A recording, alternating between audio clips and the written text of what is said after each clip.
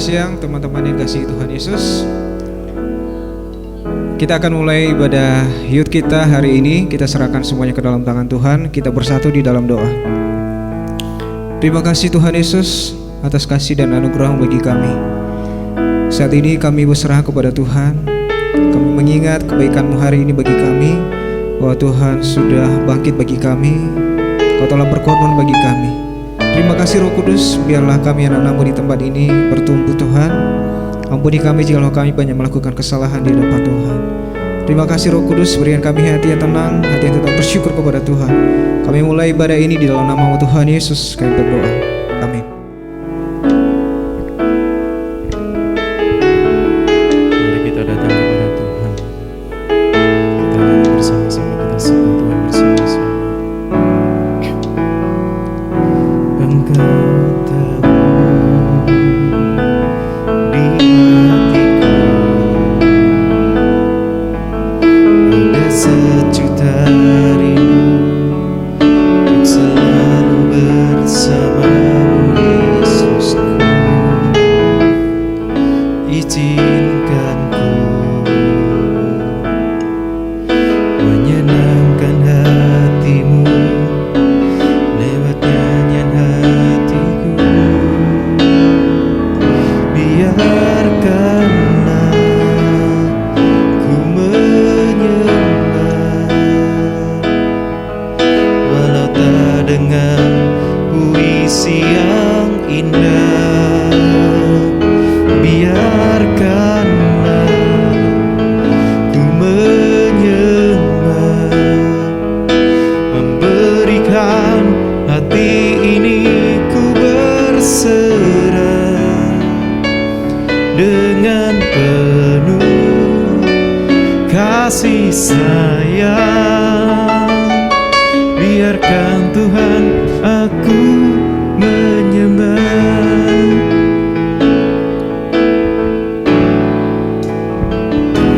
Engkau tahu di hatiku ada sejuta rindu untuk selalu bersamamu Yesusku.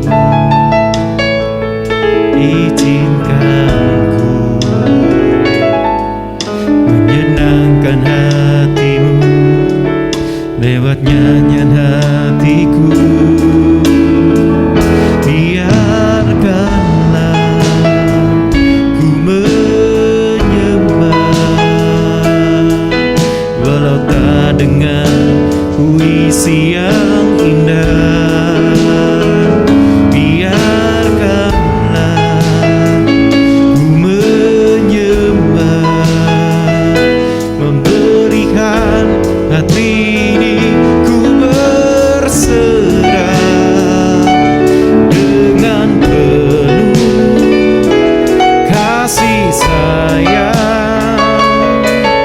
Biarkan Tuhan aku menyembah. Biarkanlah ku menyembah walau tak dengan puisi yang indah.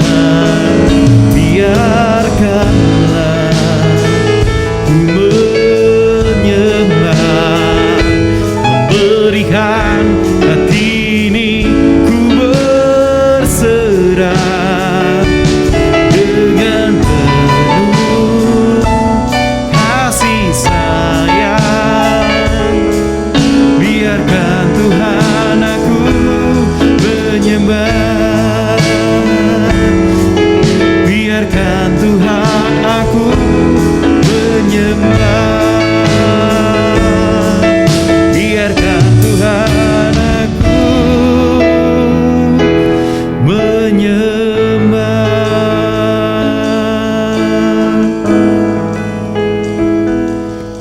Terima kasih Tuhan untuk pagi ini, hingga sampai saat ini, untuk siang ini, detik ini Engkau terus menyertai kami. Untuk hari-hari ke depan, penyertaan Yesus selalu terus menaungi kami. Tiba saatnya Tuhan kami akan mendengarkan firman-Mu. Berbicaralah kepada hamba-Mu yang akan bertugas sebentar lagi ini. Pakai dengan otoritas dari tempat yang maha tinggi untuk menaungi setiap kami yang ada di tempat ini. Terima kasih Tuhan, terpujilah nama-Mu. Amin.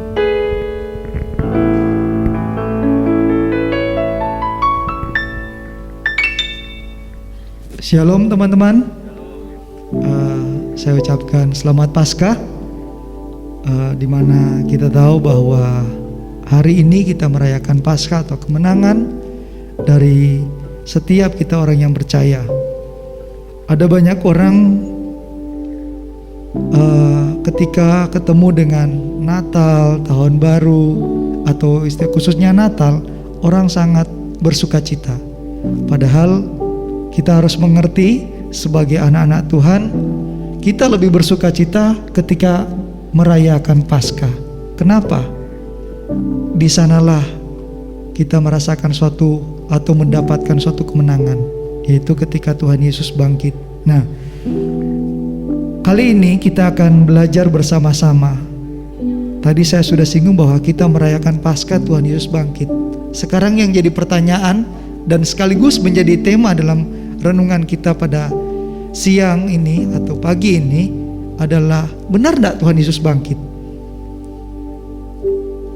Kalau mungkin kita sebagai anak youth, orang yang percaya kepada Tuhan, iya dong Kak. Saya ke gereja, saya percaya bahwa Tuhan yang saya sembah Tuhan yang hidup, bukan Tuhan yang mati. Kita punya Tuhan, Tuhan yang hidup, bukan Tuhan yang mati. Tapi bagaimana bagi mereka yang di luar sana? Mungkin kalau kita di youth atau orang yang percaya, yang setiap minggu ke gereja, yang sering membaca Alkitab, mengerti, oh iya, di Alkitab mengatakan bahwa Yesus sudah bangkit. Dia tidak ada lagi di kuburan ini, tapi dia bangkit, dia hidup. Bukannya sekedar bangkit, tapi dia hidup. Dan kuasanya sungguh luar biasa. Bagaimana dengan, saya katakan, orang di luar sana, orang yang belum mengenal Tuhan, belum pernah baca Alkitab, atau orang yang mengaku sebagai orang yang percaya tapi jarang baca Alkitab. Saya akan memulaikan suatu bukti untuk kita bagi orang yang sudah percaya. Kita buka kitab Injil Lukas pasal 24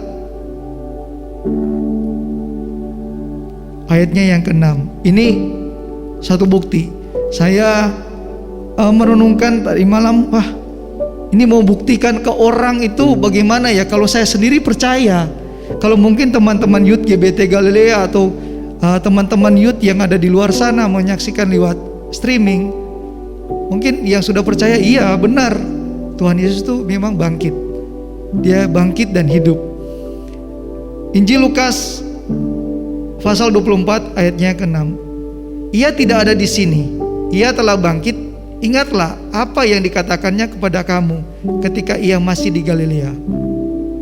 Ya kan? Jadi kalau kita baca ayat-ayat sebelumnya, ini adalah cerita ketika Maria Magdalena yang ingin melihat ke kubur Yesus itu. Pagi-pagi benar, kalau di Injil-Injil yang lain bilang pagi-pagi benar mereka membawa rempah-rempah. Ada suatu ciri khas orang yang, khususnya orang, saya kan dari kota Manado, jadi itu hal yang aneh.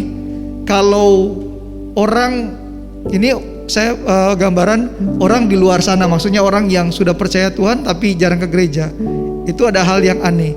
Kalau orang mau ke kuburan, yang meninggal ini, yang dikubur ini, katakanlah sore ya, dia senang ngerokok. Jadi dibawainlah rokok itu yang menjadi kesenangannya, dia taruh di kuburan itu. Kan hal yang aneh kan. Sekarang fisiknya sudah meninggal, orangnya itu udah meninggal, ada dalam kubur. Siapa yang ngerokok? Dan itu kejadian terjadi, yang lakukan adalah sepupu saya. Itu aneh. Papanya ini jadi wak saya atau ya pade saya itu sudah meninggal, senang ngerokok. Kalau tidak salah itu rokok Jisamsu kalau tidak salah. Nah, anaknya dia ini ada tiga anak laki-laki. Si anak paling kecil membawa rokok karena kesenangan bapaknya. Ditaruhlah situ. Yang ngerokok itu siapa? Anaknya yang paling besar. Nah saya yang ngintip, yang saya tahu, lo kan lucu.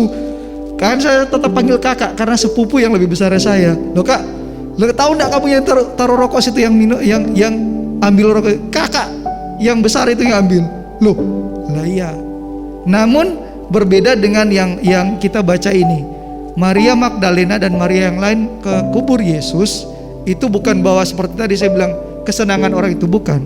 Tapi kan karena ingin merempah-rempahi, maksudnya kalau mayatnya Yesus masih di situ, mereka kan mau merempah-rempahi dia supaya wangi. Nah, ketika mau sampai ke tempat itu, kita mungkin udah tahu bersama bahwa batu itu sudah terguling dan kubur pada waktu itu benar-benar disegel. Kalau hanya orang perempuan yang menggulingkan batu itu, saya rasa tidak kuat. Itu disegel, bukan hanya sekedar disegel, tapi ada penjaga. Kalau bukan kuasa Tuhan atau kalau bukan malaikat yang menggulingkan itu tidak mungkin bergeser. Dan di sana sudah tidak terdapat lagi yang namanya mayat Yesus. Itu bukti buat kita orang yang percaya. Kita tahu, kita baca Alkitab. Bagaimana dengan orang yang Kristen tapi jarang-jarang baca Alkitab? Contoh saya ambil, kalau tahu ada istilahnya ibadah korban, tahu ya? Di Kristen pun orang yang percaya pada Tuhan dulu diajarkan begitu itu, atau ajaran Taurat, ya kan? Kalau orang berbuat salah itu harus membawa paling murah orang yang tidak mampu itu burung tekukur. Kalau sekarang doro, burung dara itu loh, itu yang dibawa, itu satu pasang. Ya, jadi 2 itu. Jadi kalau satu hari kita berbuat salah 100 kali, berarti 100 kali 2 burung. Ya dikali aja. Kira-kira burung dara kalau beli makan itu berapa ya? Mahal kan? Berarti pengorbanan itu sungguh mahal dalam hidup kita. Tuhan sudah berkorban, mati, dihina dan lain sebagainya, dia bangkit, kita tidak usah. Itu satu bukti bagi mereka, bagi teman-teman youth yang mungkin hanya sekedar mengaku sebagai orang Kristen. Ini loh, kalau tidaklah bangkit Yesus itu, kita setiap hari harus mempersembahkan pengampunan dosa kita itu. Jadi korban untuk menghapus dosa kita, supaya dosa kita diampuni. Itu. Kemudian hal yang ketiga, bagaimana kalau orang di luar sana mau tanya, wah saya kan bukan orang Kristen, tapi saya salah pencet, saya mau lihat sih khotbah ini atau ceramah ini, kalau istilahnya orang yang belum percaya kepada Tuhan, kok benar enggak Tuhan Yesus lahir, Tuhan Yesus bangkit? Ya, bagaimana orang yang sudah meninggal terus bisa bangkit? Hal yang ketiga, sekarang begini, lihat orang yang percaya kepada Tuhan atau istilah yang kita kenal orang Kristen. Kenapa orang Kristen itu ke gereja? Kenapa orang Kristen itu berdoa? Yang semua orang di dunia ini tahu bahwa Tuhannya orang Kristen adalah Yesus. Ngapain kita berdoa memohon kepada seseorang atau satu pribadi yang mati atau meninggal, tidak hidup? Pastikan kita berdoa kepada yang hidup. Yang sudah meninggal atau mati itu tidak bisa berbuat apa-apa kan?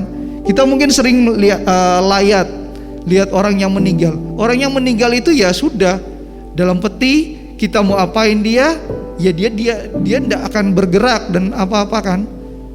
Itu suatu bukti bahwa Yesusnya orang Kristen itu, Yesus yang kita percaya itu benar-benar bangkit. Dia hanya sekedar mati begitu aja. Kalau Yesus tidak bangkit, orang Kristen percuma ikut Yesus.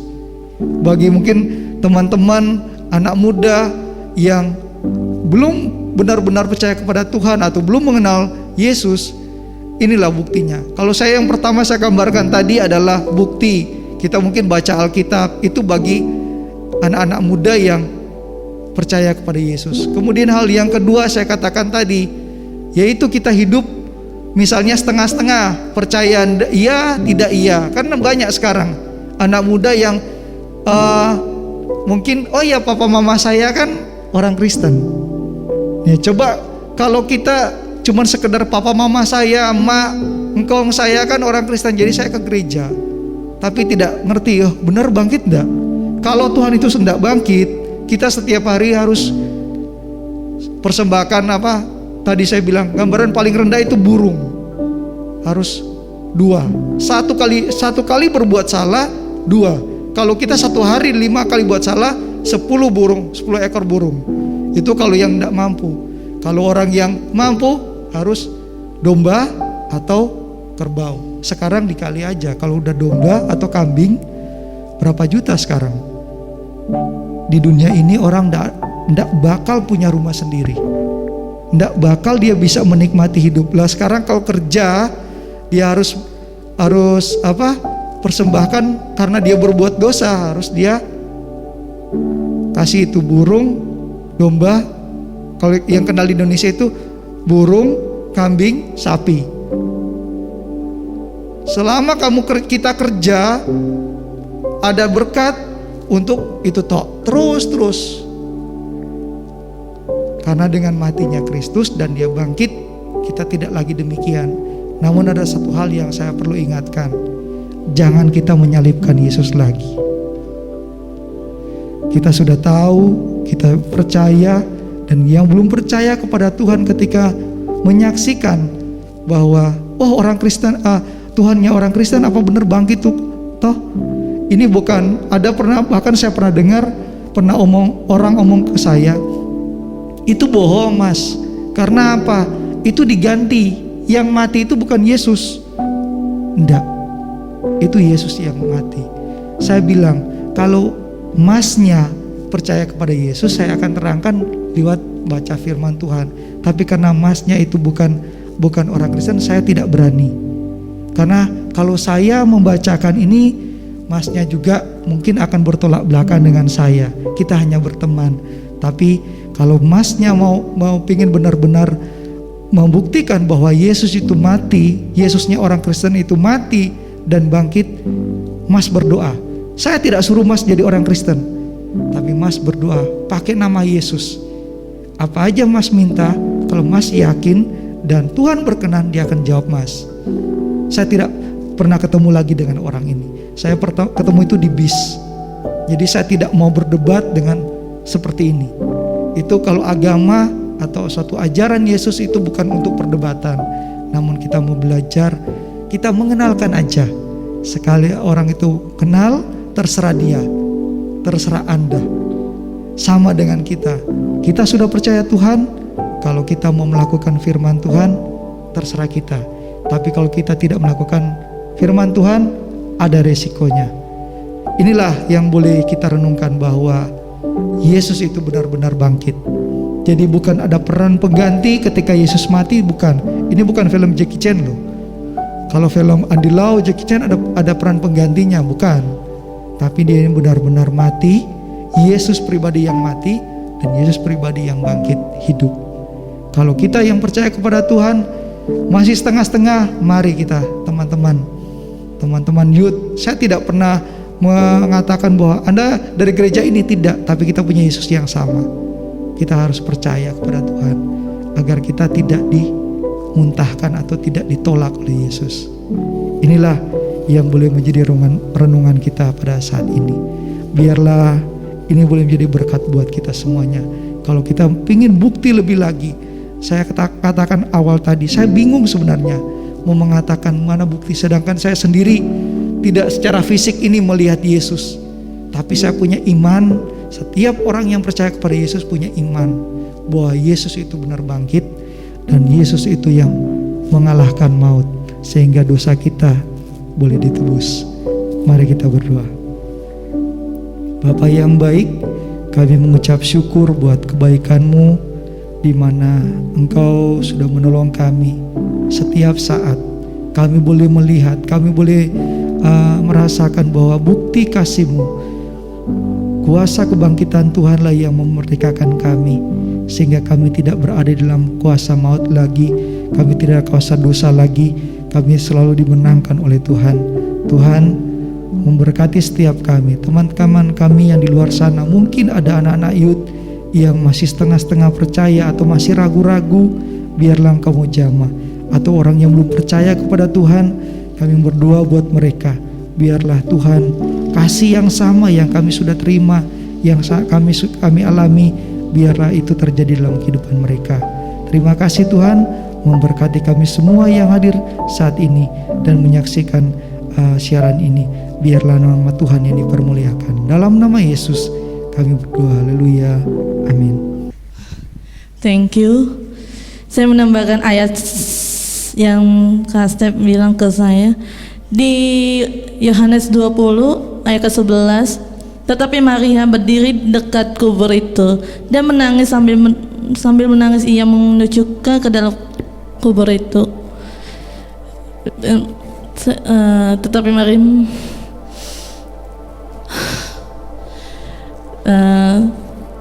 saya mengalami kejadian luar biasa di Jumat Agung kemarin, di mana saya bertobat, saya banyak bersalah. Itu terjadi, saya ngalami sendiri pas Jumat Agung. Saya berkata, Tuhan, saya banyak dosa, apa Tuhan mau mengampuni jiwa saya? Tapi Tuhan datang ke hati saya bilang, inilah kerja buat saya untuk mengampunkan dosa. Itu pun saya datang pun setiap malam saya doa untuk mengampunan dosa saya. Tuhan Yesus pun melalui saya, kamu adalah anak yang terbaik buat setiap keluarga. Kamu memimpin keluarga, terutama seorang mama, adik-adik saya yang ngomong ke saya.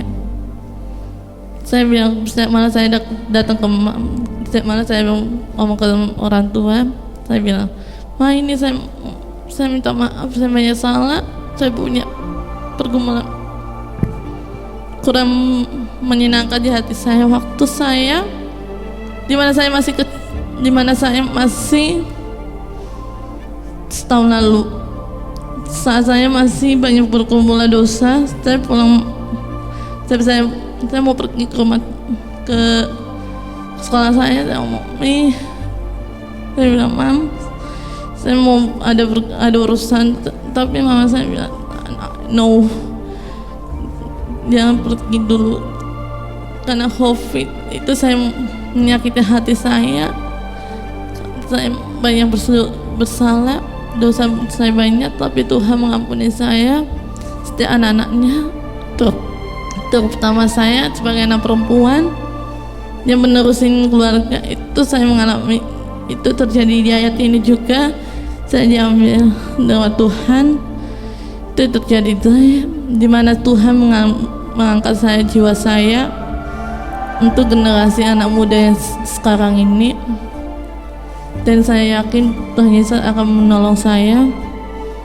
Di awal tahun ini, Mei besok, Tuhan melangkahkan saya ke usia saya ke 19 tahun ini. Tuhan memberikan saya tanggung jawab besar untuk talenta saya untuk mendirikan sesuatu untuk anak-anak muda, anak-anak lumpuh. Itu Tuhan kasih saya kepada saya untuk meneruskan kepercayaan Tuhan lewat doa saya dan harapan saya. Itu terjadi sungguh luar biasa buat diri saya dan keluarga saya, diberkati selalu. Dan thank you untuk Komoses untuk doa untuk mami saya. Selama mami saya kecelakaan, saya hampir nggak sadarkan diri. Itu saya berdoa, Tuhan, ini kenapa ngalami orang tua saya kecelakaan motor di tahun 2018. Itu saya udah lulus itu. Saya ngomong, Tuhan, ini kenapa terjadi Mams? Kenapa jadi nggak saya aja yang kecelakaan dulu? Tapi Tuhan, saya kecelakaan, tapi sempat operasi. Saya ngomong, Tuhan, sembuhkan Mams, supaya dia bisa sembuh, sedia kala menjaga putra-putrinya yang terbaik. Thank you, Tuhan memberkati.